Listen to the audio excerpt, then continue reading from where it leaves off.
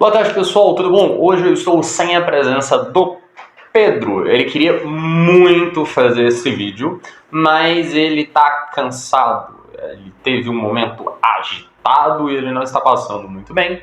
Mas não é Covid, não é nenhuma coisa muito pesada, é só aquele momento que você acorda com uma certa ansiedade, um incômodo físico e decide que vai ficar quietinho. Então provavelmente ele só vai aparecer assim, voz de fundo. Ok. Meu nome é Ivan, bem-vindos ao Duetos.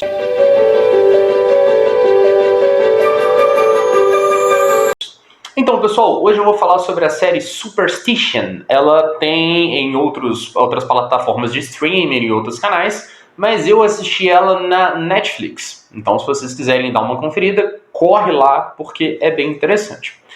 Confesso que a minha crítica ela não vai ser tão boa à série, porque é uma coisa que eu já comentei aqui no canal. Quando você fala sobre muita coisa, você assiste muita informação, você fica o que a gente pode dizer que meio chato.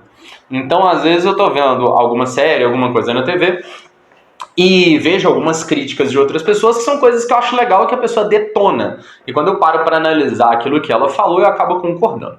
Então vamos lá, ela é uma série com temática sobrenatural. Basicamente, a série, o termo, né, o nome dela significa superstição, e ela tem um corvo, que é um animal assim bem diferenciado, porque o corvo ele faz uma referência à morte, assim como ele faz uma referência a uma tribo indígena norte-americana, assim como ele faz referência a Ugin Munin, que são os corvos de Odin, pai da magia. Só que na época da caça às bruxas, numa época mais medieval, o corvo, o sapo, o morcego eram considerados animais de mau agouro.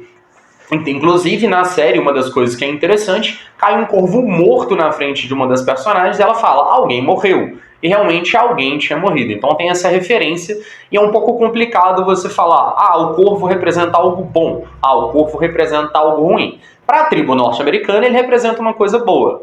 Para as pessoas que têm essa relação com o corvo e morte, porque ele fica muito no cemitério, você tem mais essa coisa de ruim, de representação de algo pesado, por assim dizer.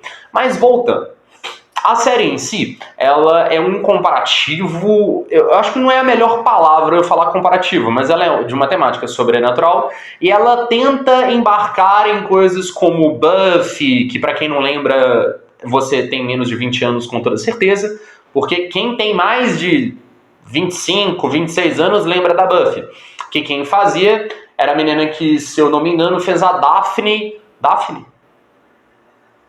Daphne. Fez a Daphne em Scooby-Doo, o filme, o live. Ela fazia uma caçadora de vampiros. Tinha um filme, virou uma série de muito sucesso, que inclusive apresentou pra gente o Angel, que é o mesmo ator que faz a série Bones.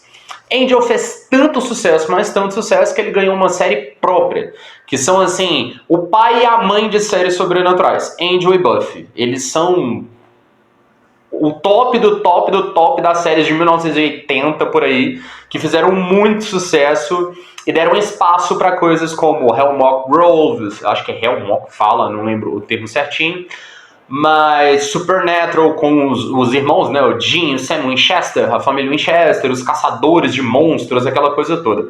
Então ela chega bem nesse ponto, né, de dar aquela... Então, aqui nós temos o papai e a mamãe das séries sobrenaturais, temos as outras séries e temos a tentativa de uma série sobrenatural muito boa. O que eu falo tentativa? Ela errou em alguns pontos, mas ela faz citações interessantes. Por exemplo, um dos nomes é o Saladino. O outro são os Mouros. Depois, os Cavaleiros Templários. Então ela tem um background muito interessante. Ela tem um plano de fundo muito legal. Uma das coisas interessantes, um detalhe na série, é que pela primeira vez é mostrado o Anel de Salomão.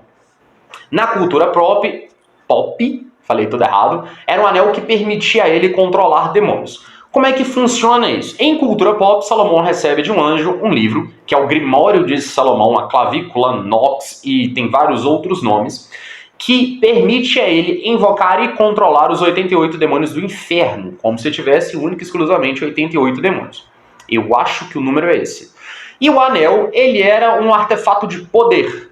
Só que isso não tem vinculação religiosa. Então, por exemplo, na Bíblia você não vai achar essa coisa do Salomão controlando demônios, do anel de Salomão ser um anel de poder, aquela coisa toda.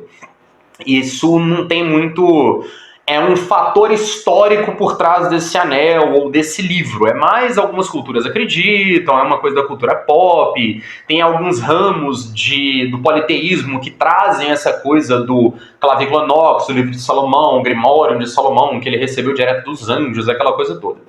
Mas, em se tratando de um nome bíblico, quando você busca em questões religiosas, né, na Bíblia e alguns apócrifos, não tem muito essa confirmação, ok? Mas vamos lá. A série também fala sobre ele controlar demônios, sobre a coisa de você tem o anel de Salomão que ajuda a controlar, aquela coisa toda. E é interessante, porque diferente da coisa de eu controlo, eu invoco, eu convoco, eu mando embora demônios, o anel ele funciona como uma prisão sobrenatural. É como se você puxasse os demônios para o anel e eles ficam presos ali dentro. Com o problema de que eles começam a se comunicar com quem porta o anel. E é legal, porque o personagem que eu considero como principal, que é o Isaac, ele tira o anel o tempo todo. Ele coloca, usa, tira e fica longe dele. Você fica sem entender. Só vai entender mais pra frente na série por que isso acontece. Ok, lá demônios são tratados como infernais, ou aqueles que vieram do inferno, né? Bem óbvio essa parte. Mas, uma vez, a série ela tenta copiar a ideia de Supernatural, principalmente por causa do Winchester. Você tem os Winchester, Supernatural, e o pessoal da série que é os Hastings, eu acho que pronuncia assim, que é H-S-T-I-N-G-S.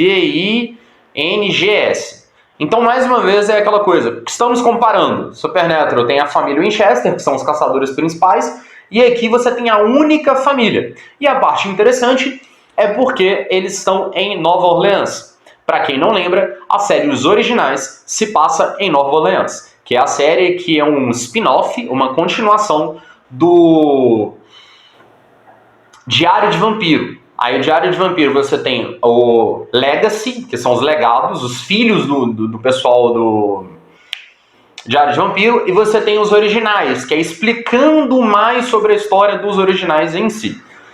Então é interessante, porque nos Estados Unidos, Nova Orleans é como se fosse a cidade que é a representação do voodoo norte-americano, da magia norte-americana, do tribal norte-americano, todo está focado em Nova Orleans. Então os Estados Unidos eles gostam muito de usar duas cidades para isso, Nova Orleans e Salem. A não ser o filme O Pacto, que fala sobre a cidade de Ipswich, que é outro filme de Sessão da Tarde, aquela coisa toda que a gente vai comentar. O filme de Sessão da Tarde é porque não é aquele filme tão bom assim, ok? Dando continuidade. Ela é uma mistura de séries, igual eu comentei, só que de baixo orçamento. Você vê que algumas coisas são complicadas. Por exemplo, ela traz episódios divertidos, com efeitos visuais que variam de algo muito legal para, meu Deus, quem foi a criança que fez isso. Então, isso define pra mim aquele baixo orçamento. É um barulhinho, zumbido e olhinho que fica vermelho. É um negócio que parece uma mistura de Star Wars com orçamento ruim. A paleta de cores deles é meio bizarra, tem hora. É um pouco complicado. A série foi cancelada na primeira temporada. E as curiosidades é que o ator principal, que é o chefe da família, que é o Isaac Hastings, que é o Mario Van Thibes, ele é o criador e diretor da série. Então ele criou, foi o diretor, atuou como personagem principal. Eu considero ele como personagem principal da série, porque a série toda gira em torno do Isaac, da história dele, de como tudo começou, de por que ele é ligado ao Anel de Salomão e mais algumas coisas que você percebe nos primeiros episódios, que ele é imortal. Outra coisa interessante, a série ela fala sobre Saladino, que é a versão resumida de um nome enorme, que é um chefe militar curdo-muçulmano que se tornou sultão do Egito e da Síria, liderando a oposição islâmica contra os cruzados. E é interessante porque o Saladino e os cruzados fazem um acordo nessa série. Ok, também falamos sobre os mouros, que são os povos ditos como sarracenos, que é uma ligação com os povos afrodescendentes que moravam na Europa, assim como o pessoal do norte da África, ok? Mas é muito mais do que isso, é só uma versão resumida da informação. Outros personagens interessantes é o Calvin Hastings, feito pelo Brad James, que é o personagem que é dito como o principal da série, é o filho do Isaac, com a Bea Hastings, feita pela Robin Lee. A série ela não tem nenhum ator de peso, provavelmente foi um dos motivos, né, que fizeram o cancelamento da série. Como divertimento familiar eu dou um 8, mas é algo que passaria na sessão da tarde. Então assim, se fosse um episódio só, sessão da tarde, todo mundo ia ficar feliz. Ela não é aquela série que eu acredito que ganharia premiações, que se desenvolveria muito, principalmente levando em consideração que ela durou uma única temporada e ninguém falou mais nisso.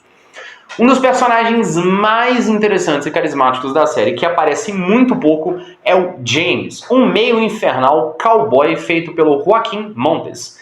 Eu não achei quase nada sobre ele. Por isso que eu tô falando, nota da série, 8. A série ela tem uma temática interessante, ela traz nomes pesados, templários, saladino, mouros. Quando fala sobre isso, você imagina que vai ter muita informação sobre eles, que vai ter toda uma mitologia por trás, mas tem um mesclo de biblioteca cheia de coisinhas, que é a sala de alquimia deles, onde eles são bruxos, magos, fazem coisas mirabolantes que você não sabe de onde que foi. É o Isaac indo pelo mundo todo buscando coisas, jogando naquela salinha. Os Homens das Letras em Supernatural.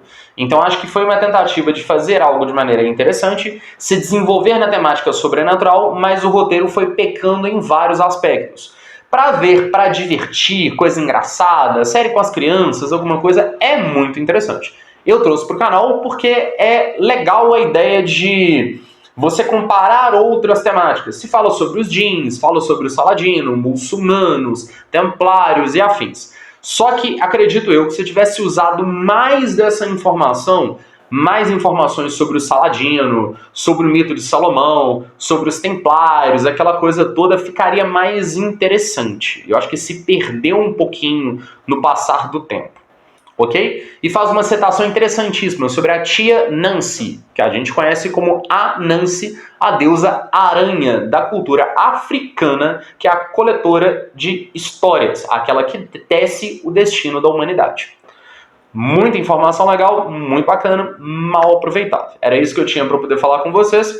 Comenta, compartilha, curte esse vídeo e principalmente, gente, comenta aqui embaixo o que vocês acharam sobre a série, o que vocês gostariam de ter visto e o que faltou. Isso é muito importante para mim, para eu saber como que eu vou auxiliar vocês e trazer conteúdos mais interessantes aqui no canal, ok? Tudo de bom para vocês, um excelente domingo, até a próxima. Tchau, tchau!